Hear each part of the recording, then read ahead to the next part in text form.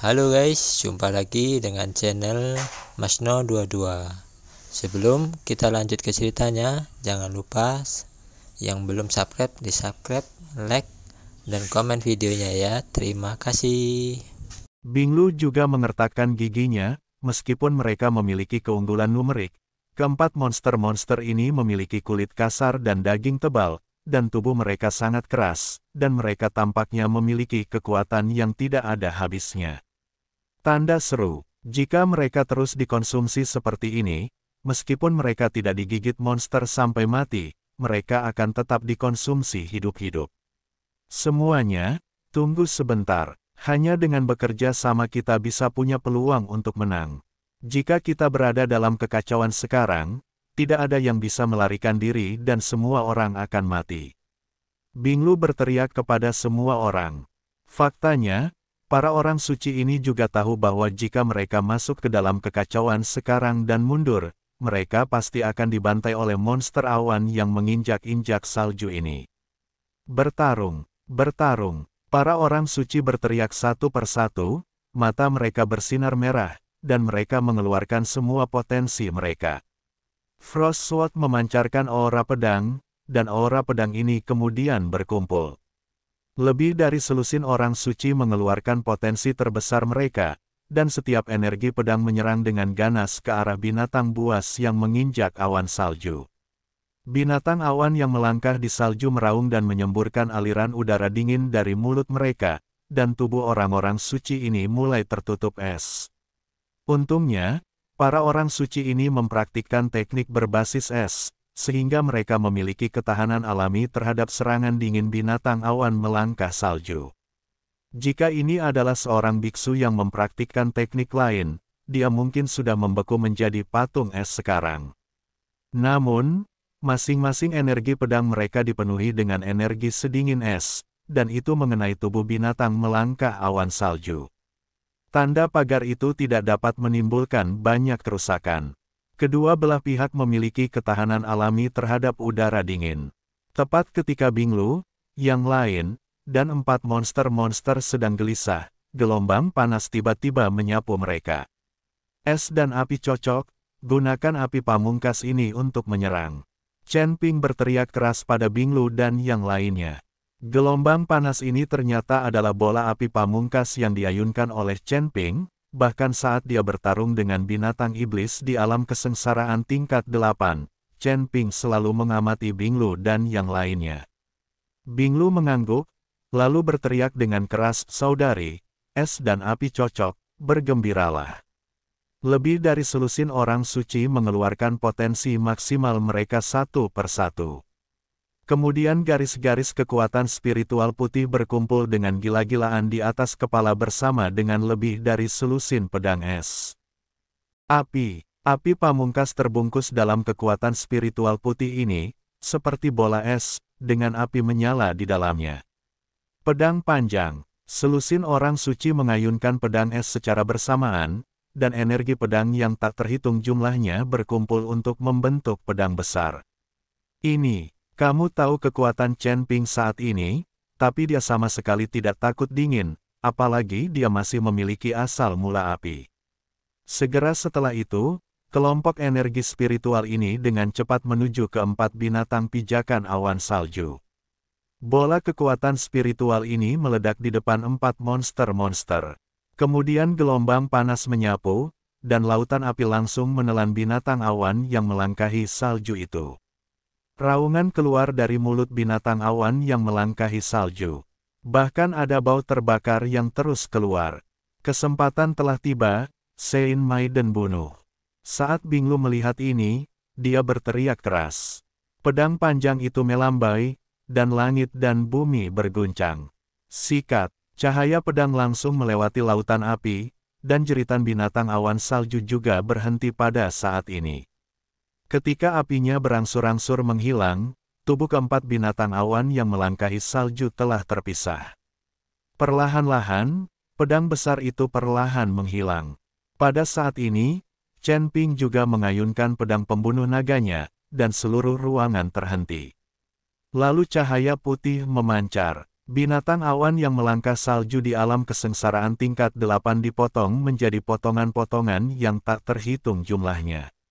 Sebuah manik yang memancarkan kabut putih melayang di udara. Ramuan binatang buas. Melihat manik-manik itu, Chen Ping dapat melihat bahwa itu adalah ramuan binatang dari binatang awan salju. Di dalam pil binatang ini, masih ada semburan cahaya dingin yang memancar keluar. Chen Ping memegang ramuan binatang buas di tangannya, dan rasa dingin yang menggigit menyebar ke seluruh tubuhnya. Ramuan binatang buas dari binatang awan melangkah salju benar-benar bagus. Chen Ping langsung melemparkan ramuan binatang dari binatang awan salju ke dalam ring penyimpanan. Tanda seru, "Oke, ayo cepat pergi. Tidak disarankan berlama-lama di sini, tapi kamu harus energi untuk perjalanan ke depan." Binglu juga memimpin orang-orang untuk mengumpulkan ramuan binatang dari 4 binatang awan yang melangkahi salju. Monster yang sangat langka ini, ramuan binatang buas sangat berharga. Chen Ping berkata kepada banyak orang suci. Lagi pula, tidak ada orang yang mencari jalan di belakang, jadi saya tidak tahu bahaya apa yang ada.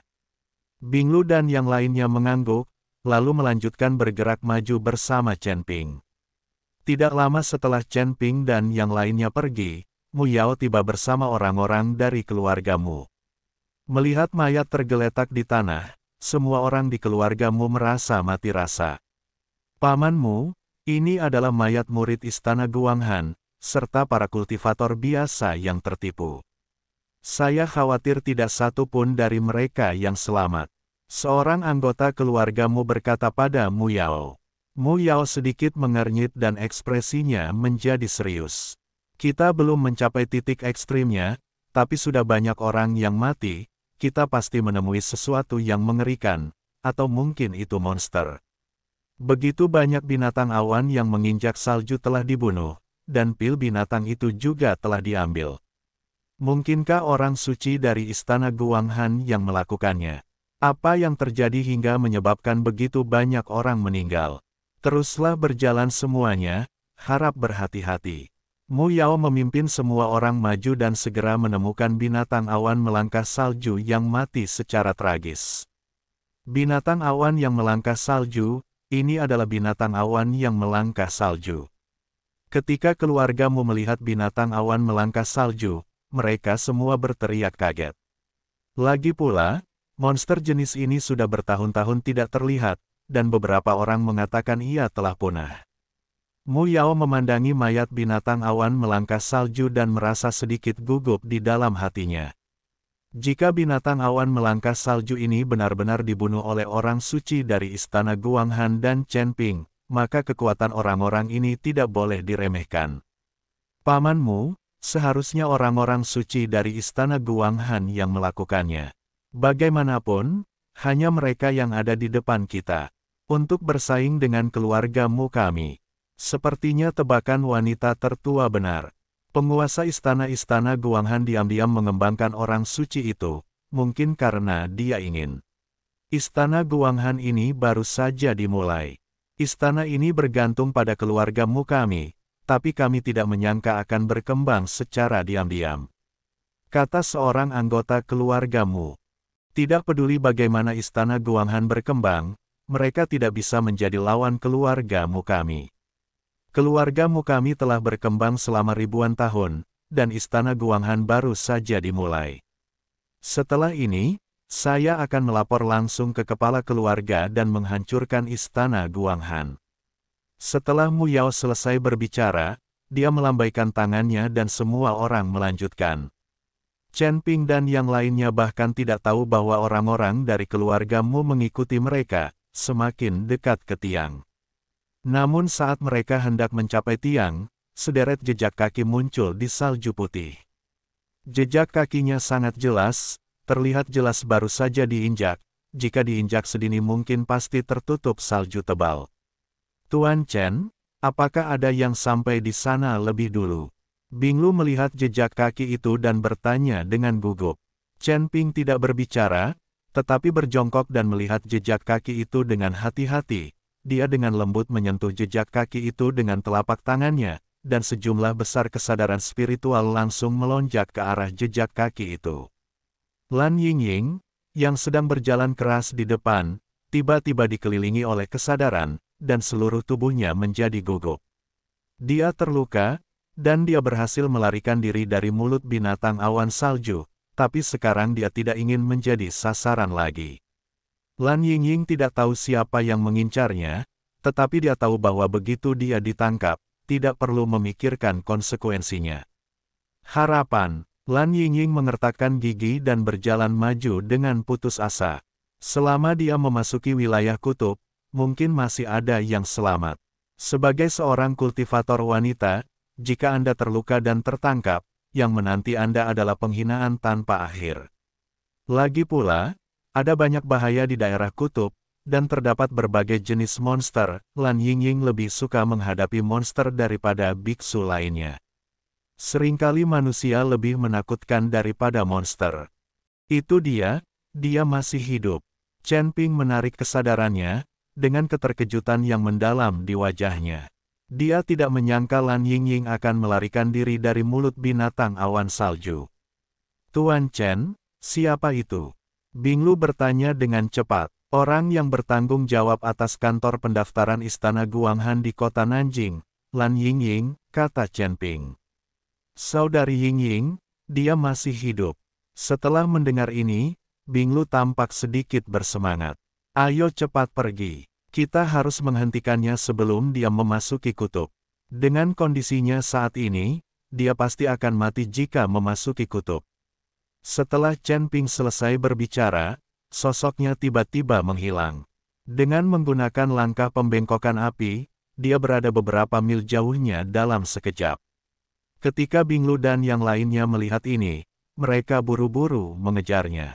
Lan Yingying merasa ada seseorang yang mengejarnya, jadi dia hanya bisa mengertakkan gigi dan berlari ke depan sekuat yang dia bisa. Namun aura di belakangnya semakin dekat dan dekat, jadi Lan Yingying hanya bisa berbalik tiba-tiba dan menamparnya dengan satu telapak tangan. Boom! Salju yang berterbangan menyapu langit, ini adalah serangan sengit Lan Yingying. Chen Ping mengendurkan telapak tangannya dan dengan mudah menyelesaikannya. Nona Lan, ini aku.